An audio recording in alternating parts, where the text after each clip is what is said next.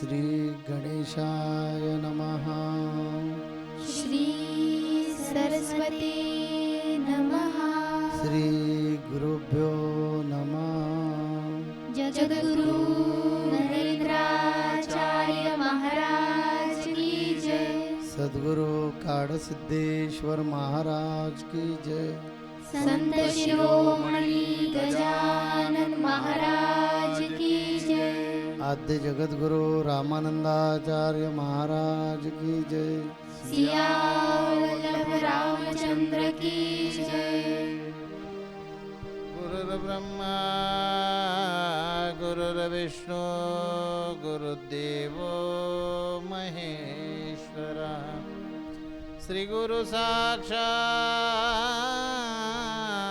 परब्रह्म तस्मै श्री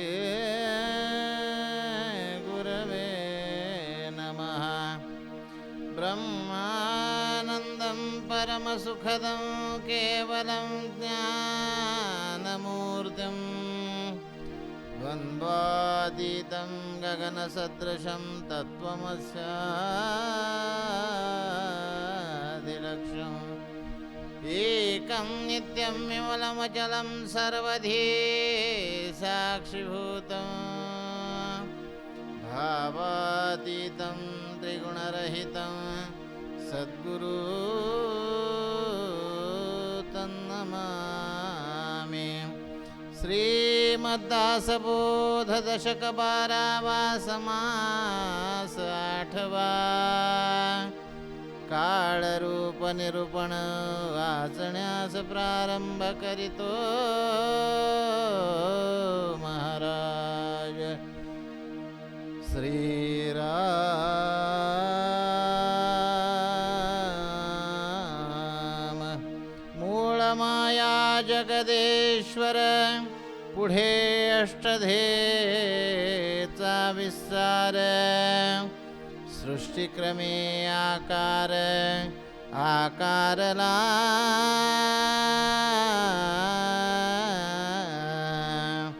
हे अवघेच नसता निर्मळ जैसे गगनांतराळ निर्विकारी काळ वेळ काहीच नाही श्रीराम।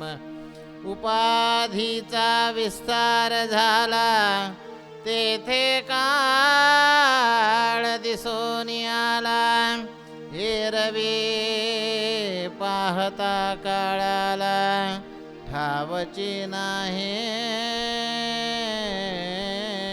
श्रीराम। एक चंचळ एक निश्चळ या वेगळा कोठे काळ चंचळ आणि तावत काळ काळ म्हणजे श्रीराम। आकाश म्हणजे अवकाश अवकाश बोलिजे विलंबास त्या विलंब रूप काळास जाणून घ्यावे श्रीराम। पुंडलीक वरदा हर विठ्ठल श्री ज्ञानदेव तुकाराम पंढरीनाथ महाराज की जय। जगद्गुरु नरेंद्राचार्य महाराज की जय। अनंत श्री विभूषित जगद्गुरु रामानंदाचार्य श्री स्वामी नरेंद्राचार्य जी महाराज रामानंदाचार्य दक्षिण पीठाधीश्वर के पवित्र पावन नित्य स्मरणीय चरण कमलों को कोटि कोटि वंदन करते हुए सत्संग में उपस्थित सभी गुरु बंधुओं तथा गुरु भगिनियों को मेरा सांप्रदायिक श्री गुरुदेव। पिछले सप्ताह का विषय था विषय त्याग। विषय त्याग अर्थात उन्मत्त करने वाले वस्तुओं को विषयों को विचारों को त्याग कर वैराग्य का मार्ग लिया जाए। विषय त्याग का दूसरा नाम ही वैराग्य है, ये हमने पिछले बार सुना। इस बार का विषय है काल रूप निरूपण। नाम से स्पष्ट है कि काल अर्थात समय। आज के संपूर्ण समास को, काल इस शब्द को हम 3 रूपों में देखेंगे। पहला समय के रूप में, दूसरा परिस्थिति के रूप में और तीसरा मृत्यु के रूप में। समर्थ कहते हैं कि वह जो परब्रह्म है वह इस संपूर्ण संसार के चराचर में व्याप्त है। वह परमात्मा जिसका वर्णन करते हुए संतों को अनंत, अव्यक्त, निर्गुण, स्वप्रकाशित, स्वचलित, स्थिर जैसे अनेकों विश्लेषणों का प्रयोग करना पड़ता है। अब हम इतने समास सुन चुके हैं, सद्गुरु से इतना ज्ञान प्राप्त कर चुके हैं, तो ये बात हम बड़ी सरलता से समझ चुके हैं कि देहधारी ब्रह्मा, विष्णु और महेश से लेकर कीड़े मकोड़ों तक का निर्माण उस परमात्मा ने किया है। वह परमात्मा इस जगत का आधार है। वह परमात्मा इतना सामर्थ्य संपन्न है कि इस विश्व के जैसे करोड़ों विश्व वह रच चुका है और उनका अंत भी कर चुका है, और भविष्य में भी वह ऐसे करोड़ों विश्व रचेगा और उसका अंत करेगा। ब्रह्म ये शाश्वत है, स्थिर है। इस ब्रह्म में एक संकल्प की निर्मित होती है जिसे कि मूल माया कहते हैं। परब्रह्म ये आदि पुरुष है और मूल माया ये प्रकृति है। इस पुरुष एवं प्रकृति के संयोग से ही इस विश्व का निर्माण होता है और इस विश्व का व्यवहार भी चलता है। आगे इस मूल माया में गुण प्रकट होते हैं तथा वह गुण शोभिनी माया कहलाती है, तथा इस संसार से संबंध आने पर उस माया में जड़त्व आता है और फिर वह अविद्या माया बनती है। तो मूल माया, गुण शोभिनी माया और अविद्या माया, ये माया के 3 रूप है। माया अपना रूप सतत परिवर्तित करती है, बदलती है, जबकि ब्रह्म शाश्वत है। शाश्वत का अर्थ कि जिसमें कभी कोई परिवर्तन नहीं होता है। दशक 11 समास 7 में समर्थ रामदास जी ने मूल माया को एक नदी, चंचल नदी के रूप में हमारे सामने प्रस्तुत किया था। नदी का मूल धर्म होता है बहना। बहना अर्थात गति, परिवर्तन, चंचलता। समर्थ कहते हैं कि वह परमात्मा शाश्वत है। पिछले कुछ समासों में हमने सुना होगा कि समर्थ ने एक दृष्टांत दिया था कि जैसे खिलौना बनने के पहले लकड़ी होती है, खिलौना बनने के बाद भी वह लकड़ी ही होती है, और खिलौना टूटने के पश्चात भी लकड़ी ही होती है। उसी प्रकार उत्पत्ति, स्थिति, लय, इन 3 प्रक्रियाओं के पहले, इन 3 प्रक्रियाओं के दौरान और इन 3 प्रक्रियाओं के बाद भी परब्रह्म परब्रह्म रहता है। समर्थ कहते हैं कि वस्तु के होने में और वस्तु के है में परिवर्तन होता है। तात्पर्य कि ब्रह्म सभी समयों में, सभी व्यक्तियों में, सभी वस्तुओं में, सभी स्थानों में है। वह ब्रह्म प्रत्येक वस्तु, प्रत्येक प्राणी के अंतःकरण में स्थित है और स्थिर है। जबकि किसी वस्तु के होने से तात्पर्य कि उसका एक भूत, भविष्य और वर्तमान होता है। आज हम जो एक घड़ा देखते हैं, वह घड़ा उस मिट्टी का वर्तमान है। वह घड़ा जिस मिट्टी से बना है, वह मिट्टी कभी खेत में पड़ी होगी, तो वह उस मिट्टी का भूतकाल हुआ, और कुछ समय पश्चात वह घड़ा टूटेगा, क्योंकि जिस वस्तु का निर्माण हुआ है उस वस्तु का अंत भी होता है। यह विधि का विधान है।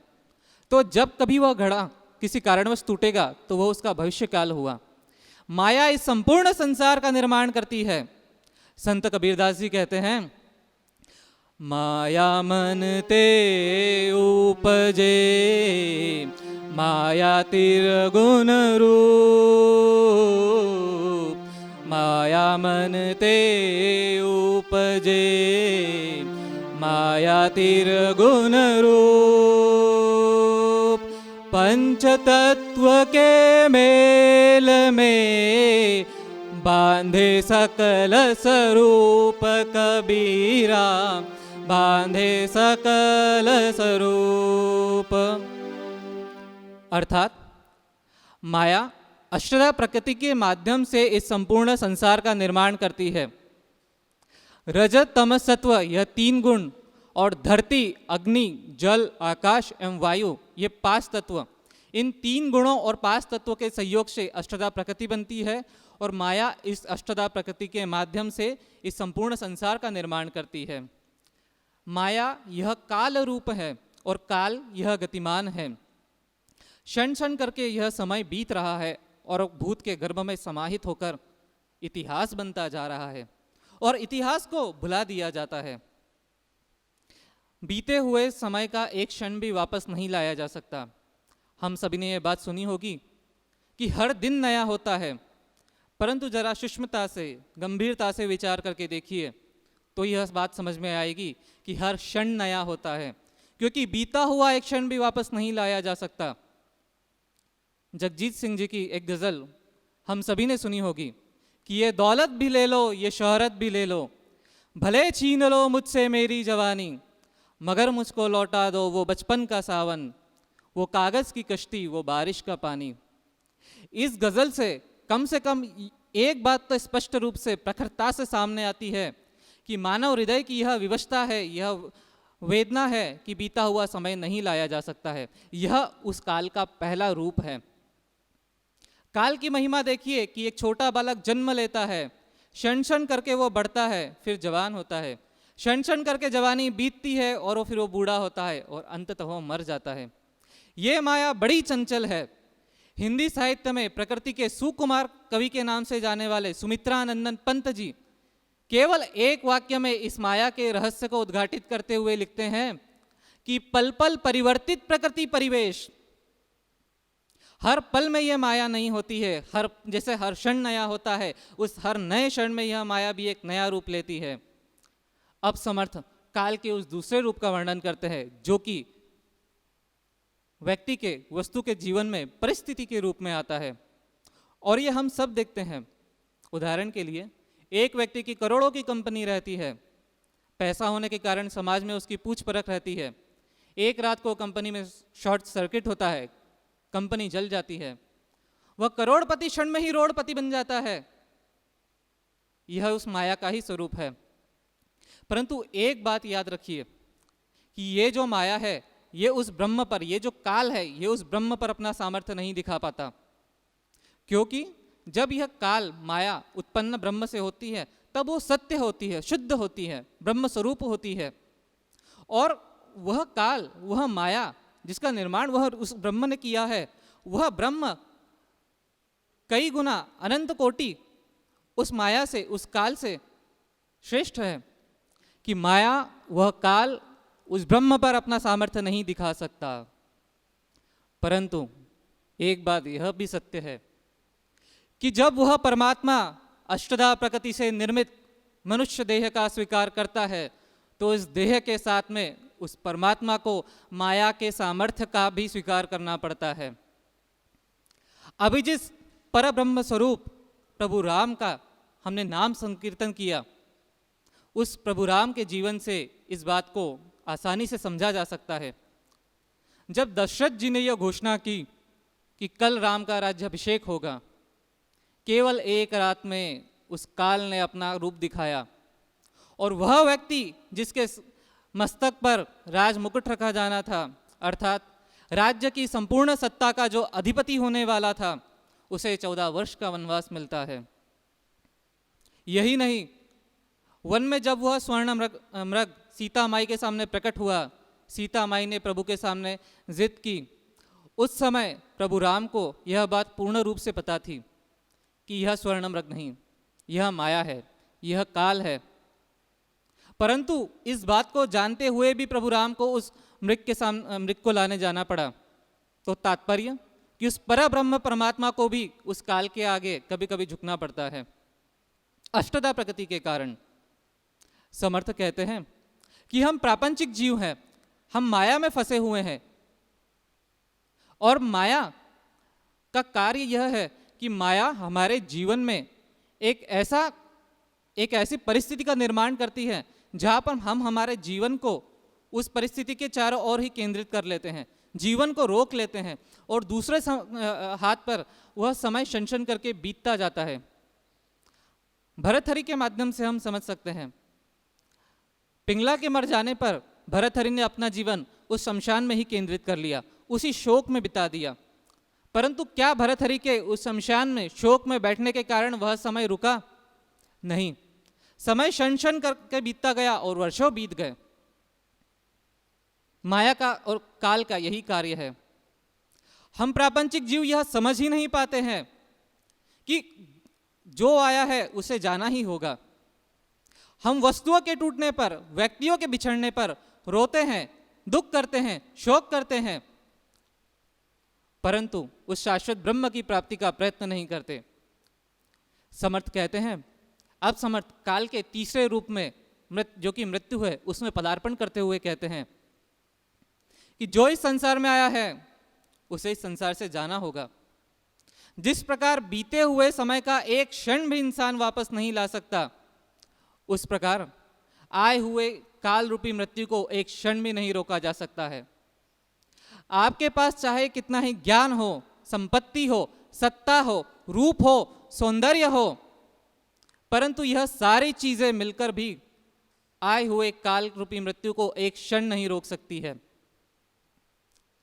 मृत्यु एक ऐसी वस्तु है जिससे कि प्राणी अपने संपूर्ण जीवन डरता है। हमारे जगत गुरु श्री एक अभंग में लिखते हैं कि जागा हो मानवा येऊन ठेपली वेळ, क्रूर होनी ये तो अपला काळ। अर्थात ये जो काल रूपी मृत्यु है ये क्षण करके हमारे निकट आ रही है और हमें क्या करना चाहिए? हमें इस माया के काल के नींद से जागना चाहिए, उस शुद्ध चैतन्य की प्राप्ति का प्रयत्न करना चाहिए। एक दृष्टांत के माध्यम से आपको बताना चाहूंगा कि समर्थ कहते हैं कि ये जो जीवन है वो अमूल्य है, परंतु इस अमूल्य जीवन को व्यक्ति व्यर्थ की अशाश्वत वस्तुओं को जोड़ने में बिताता है। हर चीज को मेरा मेरा कहता है, अंत में क्या ले जाता है? इसी तात्पर्य को, इसी बात को स्पष्ट करने के लिए एक दृष्टांत बताता हूं। एक गांव से दूसरे गांव में एक व्यक्ति जाता है। उस गांव दूसरे नगर में कुछ उत्सव रहता है। एक बड़े से मैदान में बहुत सारी भीड़ रहती है। आश्चर्य से कि यहाँ क्या हो रहा है ये देखने के लिए वह दूसरे नगर का व्यक्ति उस स्थान पे जाता है। देखता है एक मूर्ति लेटी हुई रखी है, हाथ फैले हुए हैं, रिक्त हैं। कुछ समय बाद कुछ ब्राह्मण आते हैं, मूर्ति की प्रदक्षिणा करके चले जाते हैं। व्यक्ति को कुछ समझ में नहीं आता कि क्या हो रहा है। कुछ समय बाद कुछ सुंदर स्त्रियों का, युवतियों का समूह आता है, मूर्ति की प्रदक्षिणा करके पुनः चले जाता है। कुछ समय बाद सैनिकों का एक समूह आता है, वो भी मूर्ति की प्रदक्षिणा करके चला जाता है। अब इस व्यक्ति को समझ में नहीं आता कि यह मूर्ति लेटी क्यों है और ये जो प्रदक्षिणा का कार्यक्रम चल रहा है इसका तात्पर्य क्या। अपनी जिज्ञासा, अपनी शंकाओं का समाधान करने के लिए वह व्यक्ति उन ब्राह्मणों के समूह के पास जाकर पूछता है कि हे मुनिवर ये बताइए कि ये सब क्या चल रहा है। तब वह ब्राह्मण बताते हैं कि ये हमारे नगर के एक राजा हुआ करते थे। इन्होंने हमें यह विधियां करने के लिए कहा, इनका देहांत हो गया है। इन विधियों का अर्थ है कि सबसे पहले ब्राह्मण ने प्रदक्षिणा की, अर्थात आपके पास कितना भी ज्ञान हो वह ज्ञान मृत्यु को नहीं रोक सकता। फिर सुंदर युवतियों ने प्रदक्षिणा की, तात्पर्य आपके पास कितना ही रूप सौंदर्य क्यों ना हो वह उस काल को मोहित नहीं कर सकता। फिर सैनिकों ने प्रदक्षिणा की, अर्थात आपके पास कितनी ही सत्ता हो, कितने ही शस्त्र हो, कितनी ही सेना हो, वह उस मृत्यु से नहीं लड़ सकती। मूर्ति अकेली लेटी है, अर्थात व्यक्ति आया अकेला था और जाएगा भी अकेला। मूर्ति के हाथ रिक्त है, अर्थात तू जीवन भर तो सब कुछ जोड़ लेता है, बीवी मेरी, बच्चे मेरे, संपत्ति मेरी, परंतु जाते हुए तुझे खाली हाथ ही जाना है। तात्पर्य कि व्यक्ति जोड़ कुछ भी ले परंतु जाना उसे अकेले ही है। इसीलिए व्यक्ति ने प्रयत्न करना चाहिए कि सत विवेक बुद्धि को जागृत किया जाए, उस चैतन्य ब्रह्म की प्राप्ति की जाए, क्योंकि व्यक्ति अपने जीवन के आखिरी दिन तक उस मृत्यु से डरता है। संत ज्ञानेश्वर महाराज जी कहते हैं, याचसाठी केला होता सर्व अट्टहास कि शेवटचा दिस गोड भावा।